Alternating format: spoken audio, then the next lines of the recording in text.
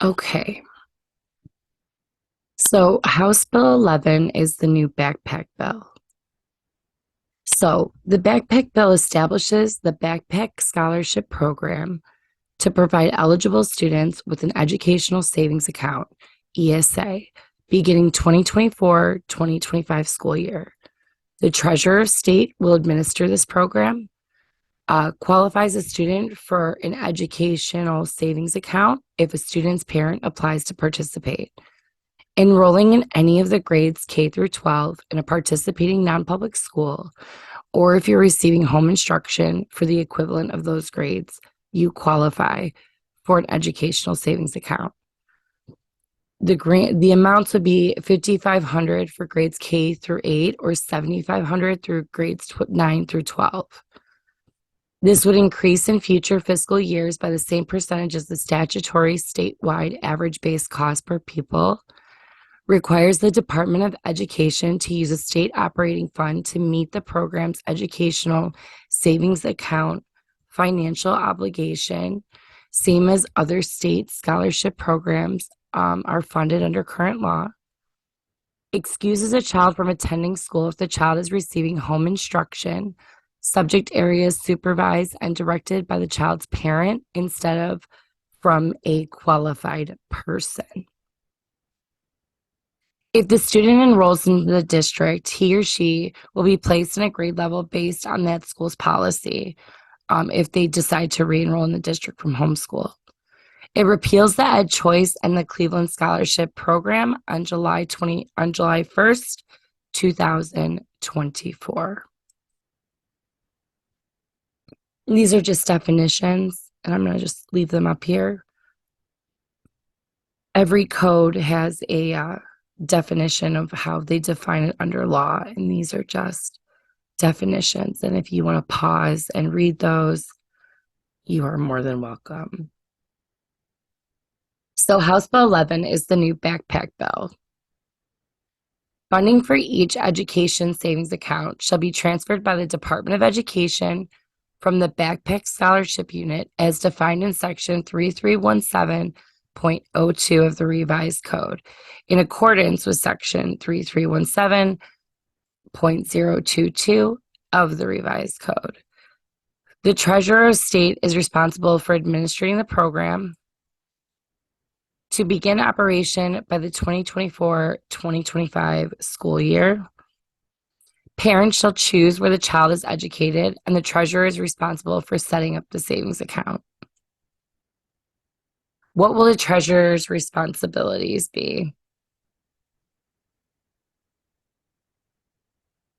Contract with the entity to establish educational savings accounts in accordance with ORC 3310.23, which will be the new ORC, but it will be the treasurer's responsibility to find a vendor. Execute any contracts or other instruments for necessary goods and services. Employ necessary personnel and engage the services of private consultants, actuaries, auditors, counsel, managers, trustees, and any other contractor or professional needed for rendering professional and technical assistance and advice. Establish a website that includes information regarding the program and participating schools. The Treasurer of State shall update the website at least annually. The Department of Education shall provide a link to the website on the department's site. Determine a method to ensure that all expenditures from scholarship accounts are in accordance with 3310.23. Determine penalties for any fraudulent activity by participating schools, other educational providers, students for whom a scholarship account is established, or students' parents. Collaborate with stakeholders and state agencies determined appropriate by the Treasurer of State to promote the program to the parents of eligible students. Not later than March 1st of 2024, the Treasurer of State shall develop an application procedure for the Backpack Scholarship Program. Open application period for a school year on the first day of March, immediately prior to the first day of July of that school year. which means your applications will be available in March. Treasurer shall accept and process each application that is submitted under 3310.23. The treasurer may contract with an entity to establish educational savings account, which is set above. The student scholarship account. Eligibility. The student is enrolling in any of the grades K through 12 in a participating school. The student is, or if the student is excused from compulsory school attendance under the purpose of home instruction, 3321.04. Every year, the student must reapply for the scholarship program.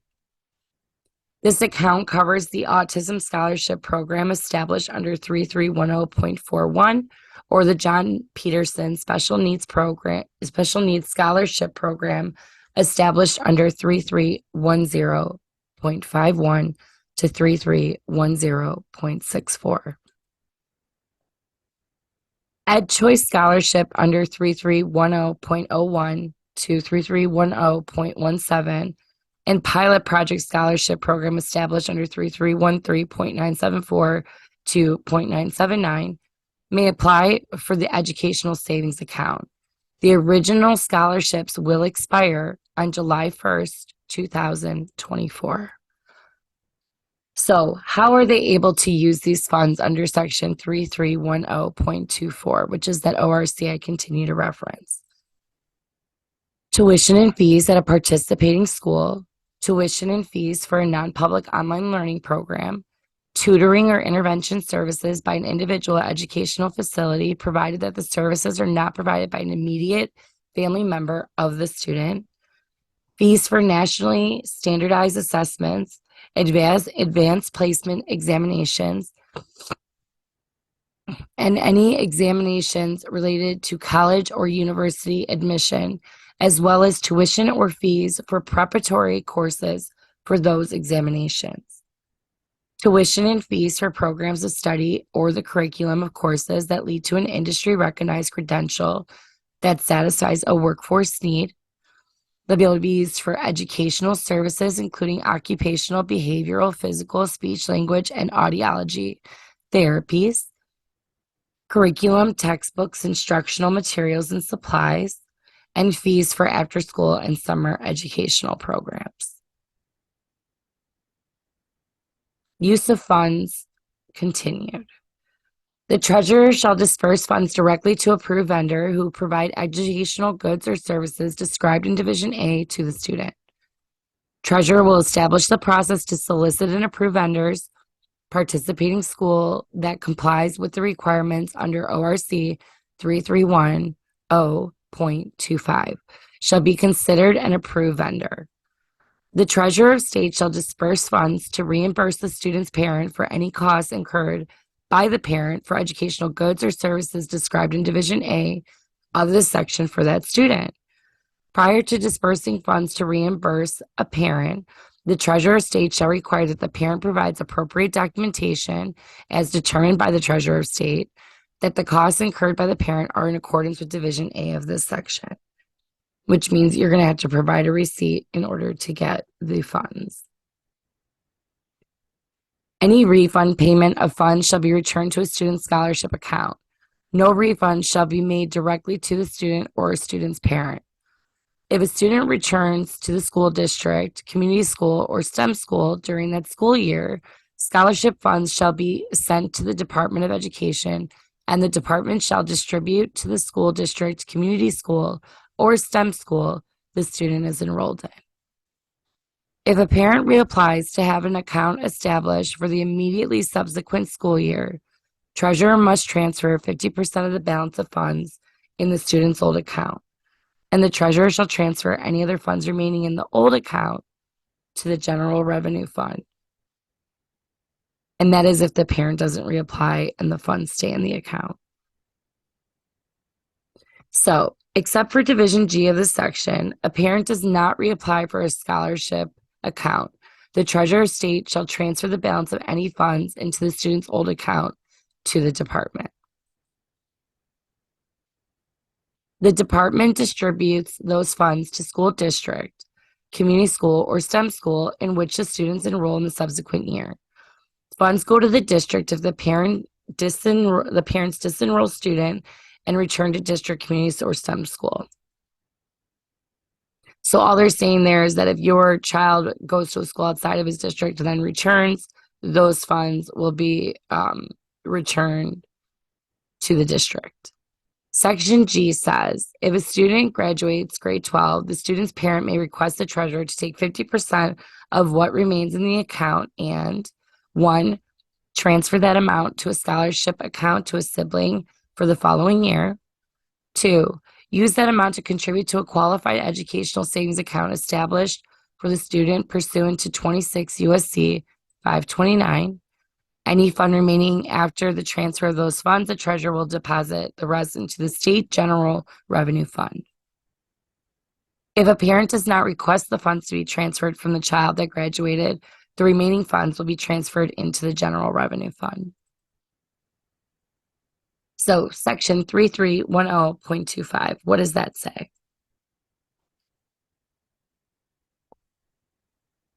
Chartered non-public or non-chartered non-public private school that elects to participate in the backpack scholarship program shall notify the treasurer of state by February 15th of 2024.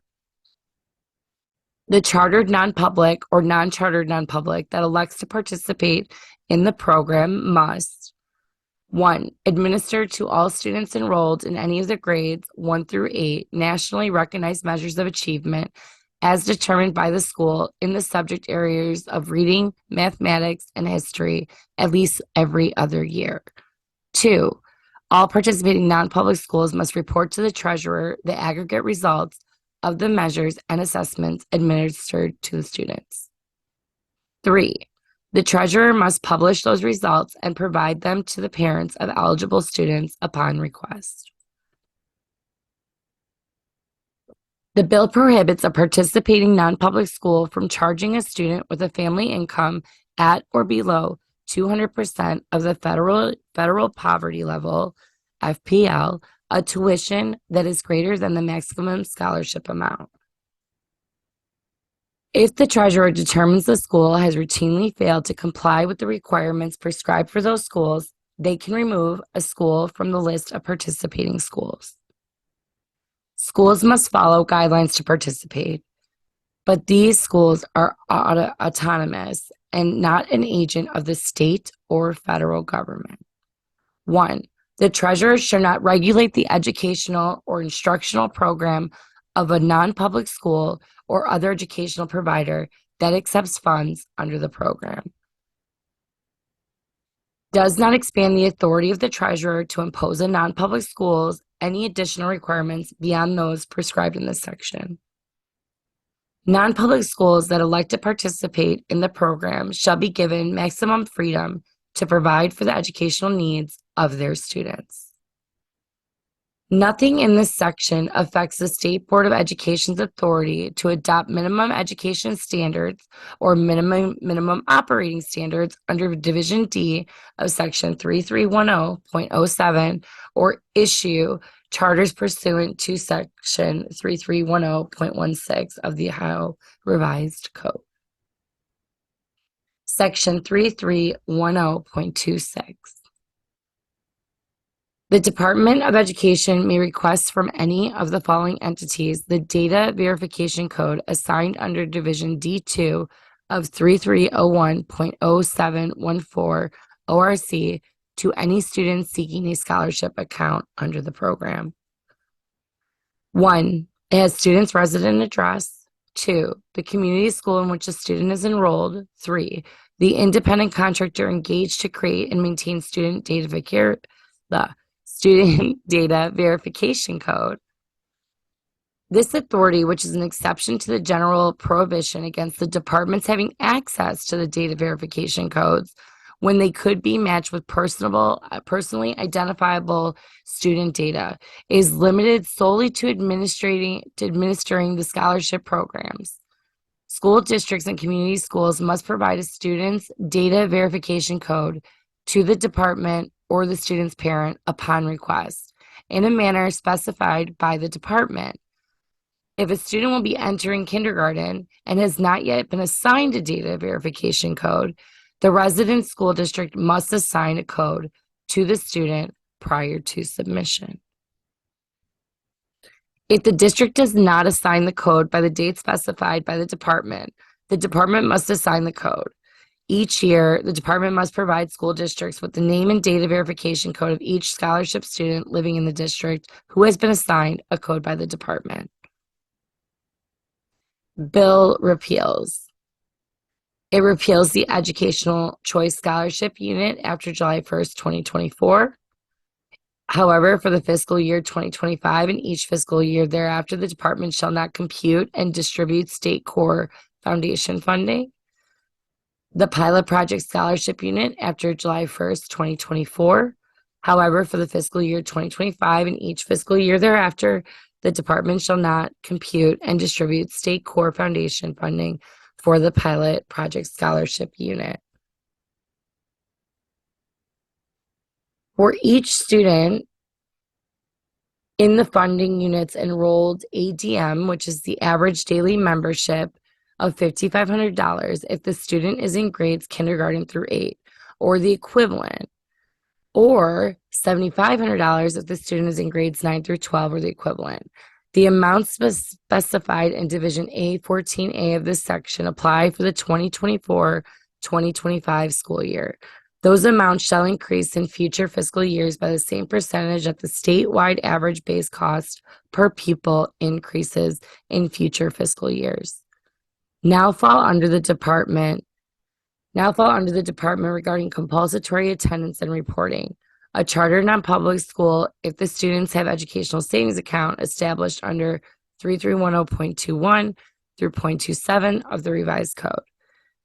The requirements for a non-public school to participate in the program are as follows.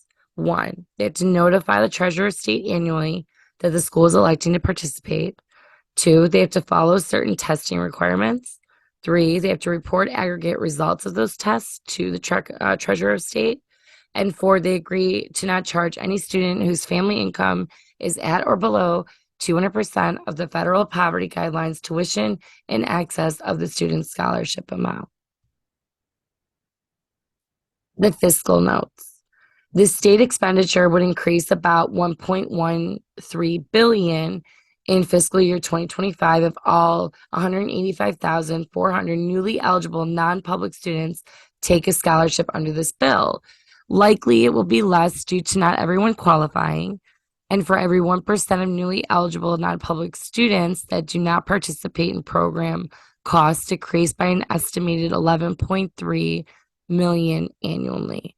So all that's saying is for every 1% that do not participate, it will save us $11.3 million annually.